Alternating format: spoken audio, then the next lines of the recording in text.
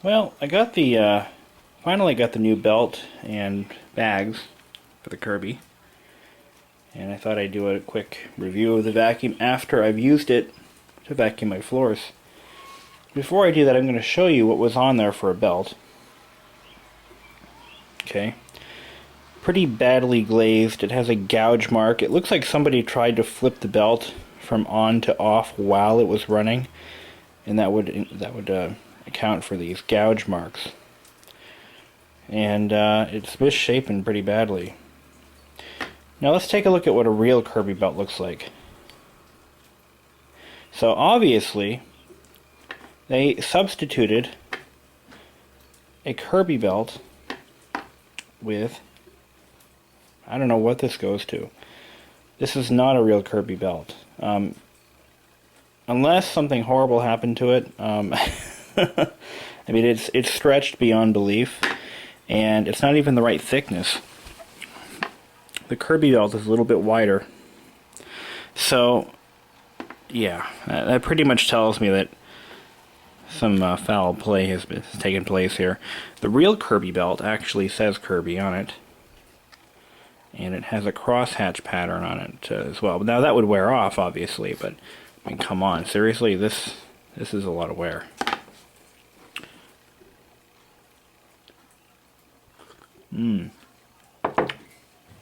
I love that stuff. It's like a lemon zest tea. Lemon zinger, that's what it is. Good stuff. Anyway. As for the belts, I'm sorry, the bags. They weren't running genuine Kirby bags. They were substituting something else. The real Kirby bag, I don't have the one that was in here when I got it. The real bag actually says Kirby Generation whatever on it. The bags that I bought are Generation 3 bags, which is the first generation model.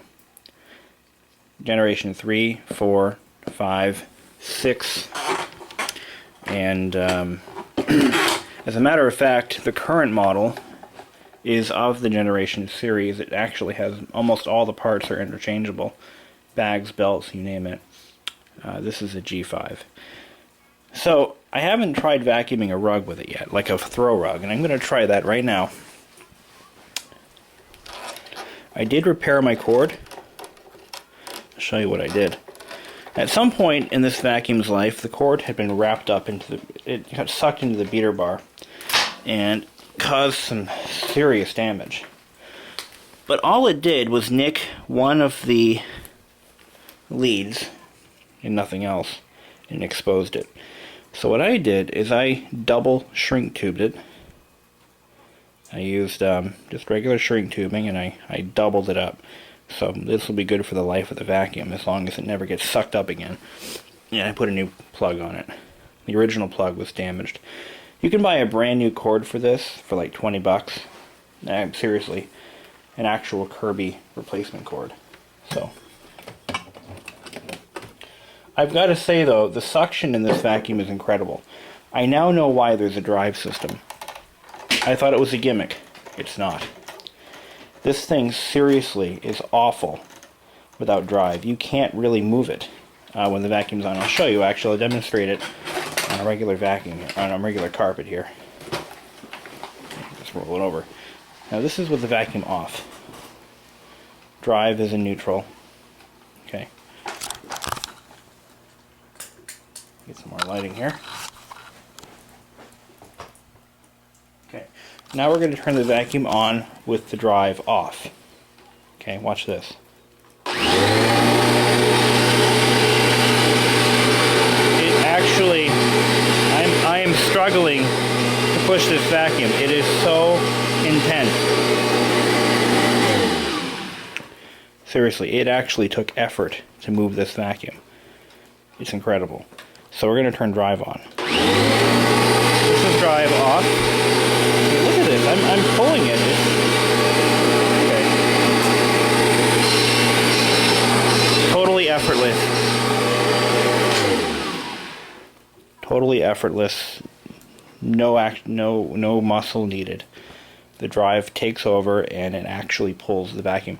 That is why the Kirby has the drive mechanism. Not as a gimmick, because without drive you would be fatigued. This thing sucks itself right to the carpet. I've never had a vacuum do that before. I've never had a Kirby before either. Now we're going to try this. Of course, we're going to turn the we're going to turn the beater bar off. Just turn this knob.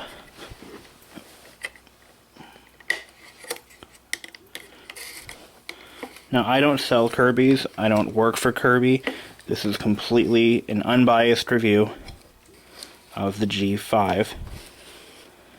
I have no ties with the company whatsoever. And I didn't pay anything for this vacuum either. This was a trash-picked vacuum. I wouldn't have purchased one otherwise. So here we go.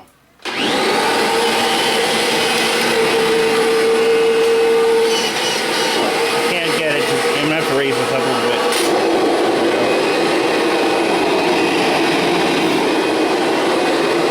I'm going to try this again. Okay, I've raised it up. See, it's sucking the carpet right up. Okay, so let's bring it down a little bit.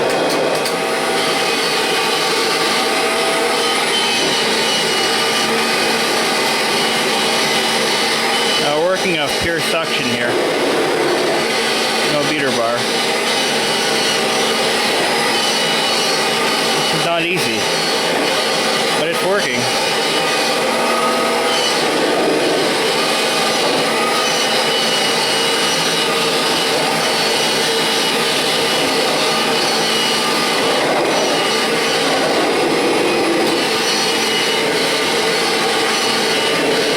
Unbelievable.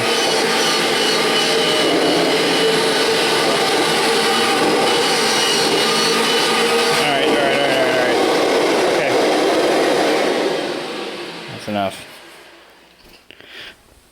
So it was actually sucking the carpet right to the, yeah, too much suction. Didn't know I'd ever think it'd be too much. This thing could actually suck a Dyson through a garden hose with a full bag. I mean, this is one hell of a vacuum. I'm going to try to do the bare floor, so I'm going to lower it down all the way.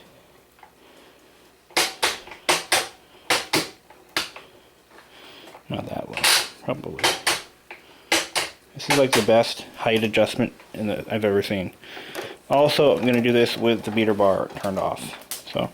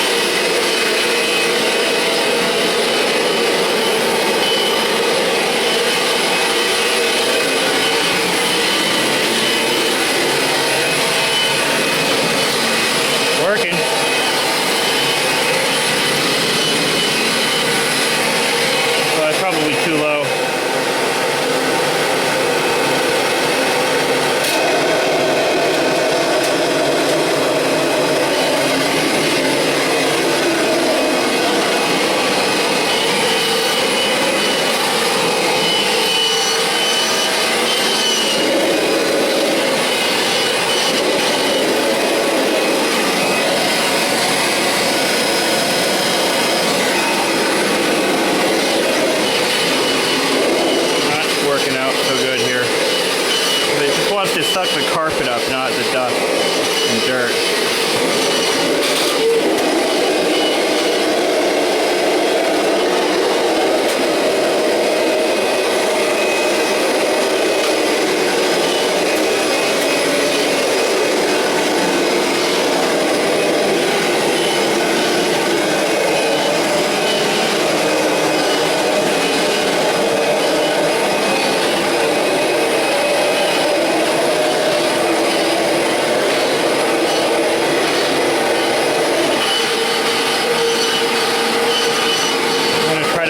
Up without turning the beater bar on.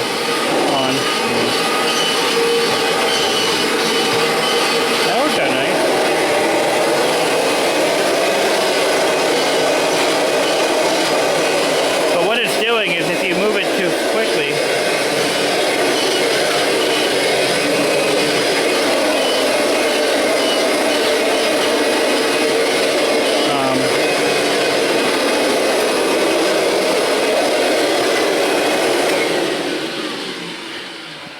far as I know, you're not actually supposed to run the drive unit when you're on bare floor because it causes the wheels to slip if you move too quickly.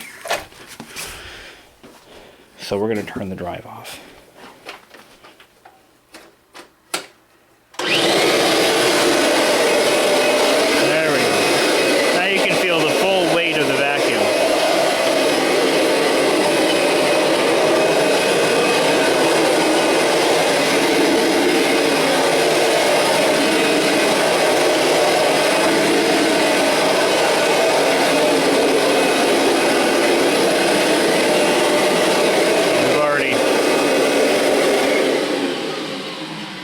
Now to move the hallway stuff here. And we're going to try to clean up in here. I will say though, cleaning area rugs is not very effective.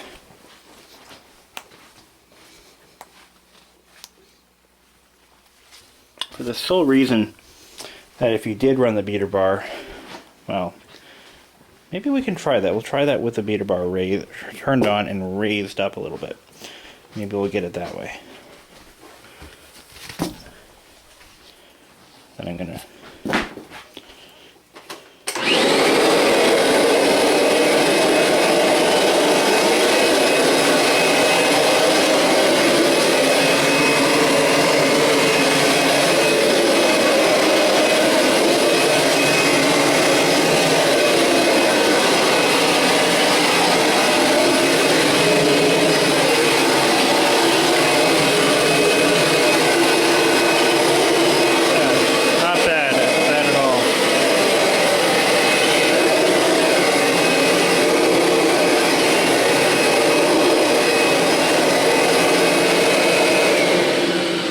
There's a couple of challenges that affect cleaning a solid surface like this. If you have a beater bar that you can't turn off, they tend to scatter the dust under the vacuum and around it versus sucking it up. If you have too little suction and a beater bar that turns off, obviously you won't suck up any dirt because dirt is small and heavy. So those are the two challenges that you have when cleaning a flat tile surface like this.